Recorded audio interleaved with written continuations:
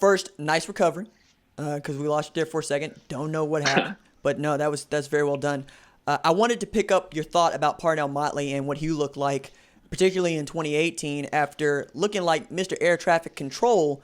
Like his like seriously, his first couple of years, I thought he was gonna be awesome. I thought, Gundy, man, that guy's on my brain. Mike Stoops had done a really good job of going to get this kid out of the DC area. And then here's the thing. You're talking about what they have done with talent that is undervalued or hasn't been evaluated correctly. First, move Buki back to corner. Second, you're right about Neville Gallimore, and you were right about Kenneth Murray Jr. But check this out. Robert Barnes was ranked the number 27 overall recruit in the 2017 class. Let me give you a list of the guys that ranked behind him. Devontae Smith at 28. Marvin Wilson at 31.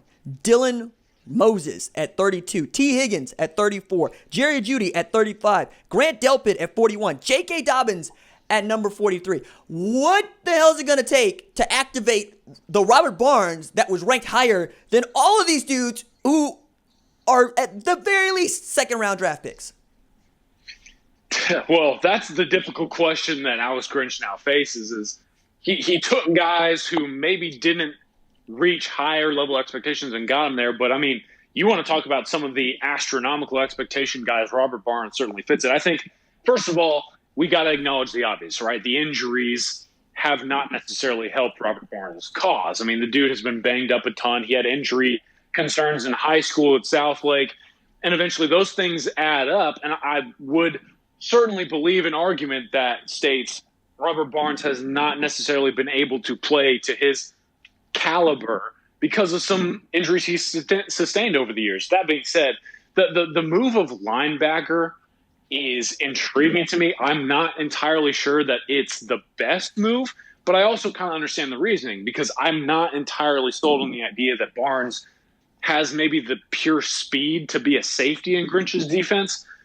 I just think Barnes is going to be a good football player, but I'm not sure that he's ever going to be those caliber players. I mean, T. Higgins, Dylan Moses, those guys are superstars. And I think with Barnes, the injuries, some of the position shuffling, the difficult positions he's been put in general, Grinch is going to have his work cut out for him there. And I think there are some other guys on the roster you could say are in kind of the same boat. But, I mean, that's the case with any college football team. There are guys who meet what they're supposed to do, and there are some other guys who fail to rise to expectations. I'm not saying Barnes is either one of those. I just think the book is left a little bit unopened right now when it comes to what his future holds. And I think if I had to bet on whether or not Grinch is going to get the most out of Robert Barnes, like that top 20, 30 player, I mean, it's hard for me to think that Barnes is going to be a starting linebacker next year. So that's my take on it. I mean, what is yours on Robert Barnes? I thought the first time I saw Robert Barnes, like when he was out at Southlake, that dude's not a safety. That dude's a linebacker. Like he was just enormous. But you saw how he ran and you saw how he covered and you kind of got it. But he's always been enormous. I mean, it's kind of like with Ryan Jones. It's the same sort of predicament of what Stoops used to go get, which is these enormous tweeners. And that's one of the reasons, like, I'm really interested to see what goes on, particularly outside linebacker this year for Oklahoma with Joseph Wette and Nick Benito and David Ugwebu and what that comes out to be. But also, check it. Justin Broiles was ranked the number 60 player in the country in that same class. You know who's 61? Who was that? A.J. Terrell, who went in the first round, right? Went in the first round at Clemson out at Atlanta. So, like, it's there. And then think about Trey Brown and what a ray of light he was last year, the year before, and how this, I think, is more his defense than anybody else's defense. And I mean that. Yeah. There's guys over here. There's, as my high school football coach would say, we got dudes. Okay? We got dudes. We just got to get dudes activated. Like, that's what's been so, I guess, that's the reason that I be optimistic, but also wildly just mad, right? Because, I mean, you can work yourself into a frenzy once you look at how some of the players that Oklahoma has today, right now on the roster rank compared to some that have just outperformed or just performed to expectation. Caleb Kelly is another one of those. Like, in my head, it's going to be Deshaun White and Caleb Kelly. But the way that this has gone over the past 4 years for all of those dudes, or by all those, I mean Robert Barnes and Caleb Kelly, yo, man, one of y'all is going to knock somebody else out of the punch bowl because Deshaun White's going to play. He's that good, right? And he's the one guy that Odom really trusts to run the defense in the middle. Matter of fact, last preseason, he said that is the most instinctual linebacker I've ever coached. That one. And I'm going, oh, okay, well, I'm going to write that down. I'm going to log that away. It's kind of like when when Lincoln Riley said Creed Humphrey is the most talented football player on our team. This is when Kyler Murray was the quarterback. Okay, I'm going to write that down. I'm going to stock that away. You know, like, seriously, like, I'm looking at, I get frustrated, right? Like every team, like every person that has followed OU for most of his life. Because you'll see dudes and you'll be like, man, why can't we get the best out of that guy? Because it's obviously there. And, you know, circumstances are what circumstances are. But if you're asking about talent, who's more talented? Caleb Kelly or Robert Barnes? The tape. I'm betting on Caleb Kelly. Right. And that's what the tape would tell you. But also I think that's because we just haven't seen a great game by Robert Barnes, man. Like, everybody can remember Caleb Kelly getting the strip, being part of that West Virginia game. Can remember him actually being in on that TCU play in 2017 to help them win the Big 12 championship. Can remember him at the Auburn game where he announced himself in the Sugar Bowl saying, let me get these 10 tackles right quick.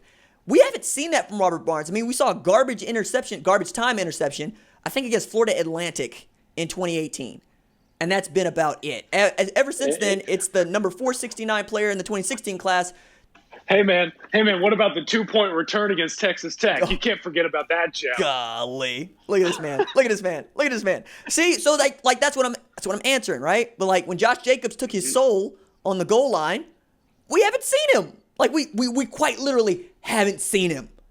Yeah, and I think when you really look at Robert Barnes, I mean, the West Virginia game comes to mind, not in the Caleb Kelly sense, but he was part of that safety core along with Buki that really just got put in a tough spot against David Sills and all those lethal wide receivers, Gary Jennings. I mean, look. The moment that Dana said, hey, David Sills, you're playing inside, I said, oh, God.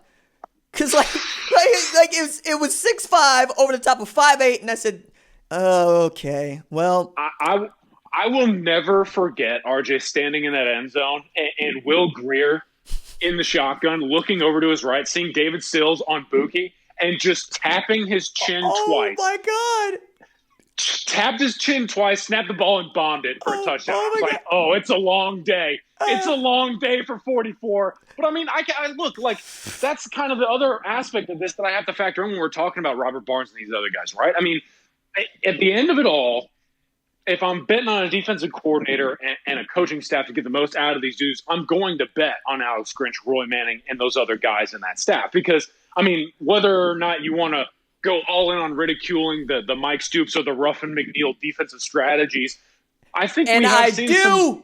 As we know, you have a stance. Okay. We know you got a stance, big dog. But at the end of it, I think we have to also look to the future because we're optimistic people. And I know that at the end of it, Grinch has a formula, and it's panned out. I mean, like we're talking about, there are some guys that he has helped take the next step in their careers. Now, I think Caleb Kelly is going to have a really good year next year. I'm not going to say it's going to be the 5-star, but I think you're going to see Caleb Kelly be a lot more comfortable because in the past, while he's been forced to play inside linebacker, I think they're going to allow him to get a little bit more acclimated to the position. I think he's learned a lot over the past couple of months, especially when he got back into the rotation after being out with injury. And Odom said, hey, man, look, he's really provided us a boost. Like, he's helping a lot with Deshaun and Kenneth. I think that's going to carry over. I think Robert, after sitting out almost all of last year, I mean, from what I've heard, Robert and Troy Norwood were very, very helpful in terms of getting those defensive backs adjusted to what was happening in the building. And I think as a result, you're going to see some of that take place on the field. I think Norwood and I think Barnes at the linebacker position, although he has some learning to do himself, because they've spent time adjusting and just watching how Grinch wants things to carry out, I have to assume that that's going to stay in their minds and eventually work out on the football field. So, look, again, there are so many different things that we have to just take a step back on and say, okay, it's a whole new chapter, whole new staff. Maybe it's time to lower some expectations for guys and just see what happens.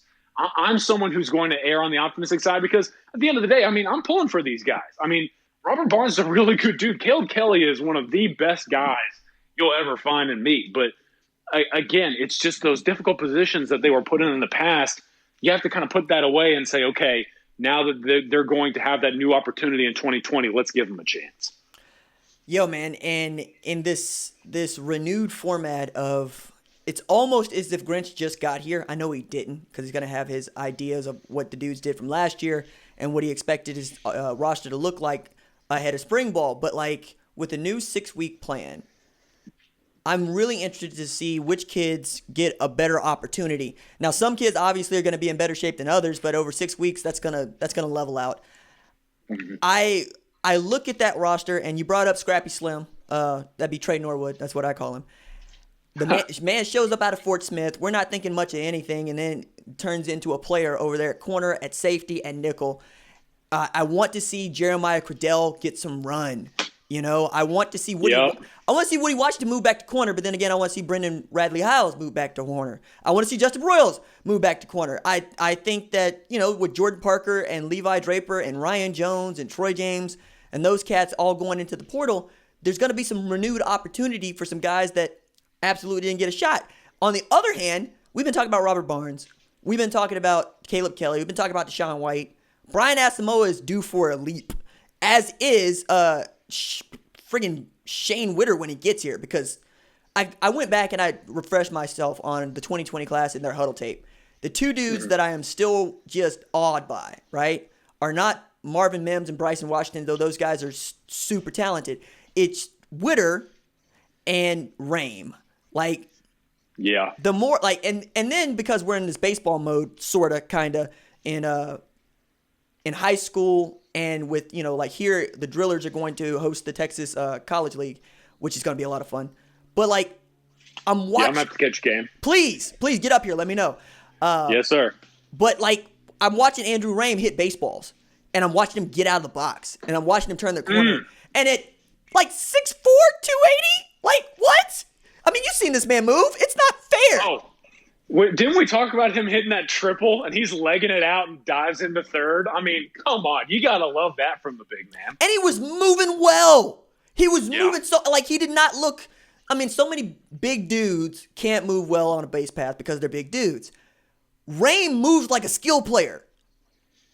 I'm not certain what this means for a guy that's probably going to be playing guard or center, but like, goodness me. I mean, we all want to make comps to Quentin Nelson because he's the best doing it at his position, but it's literally possible that Andrew Rame is more talented than Creed Humphrey. As hard as that is to wrap your head around. Saying something. Yeah, right? So, like, there's so much potential on this roster, despite it not necessarily having a top 10 class last year and probably not going to have one this year. So that's kind of where I wanted to go.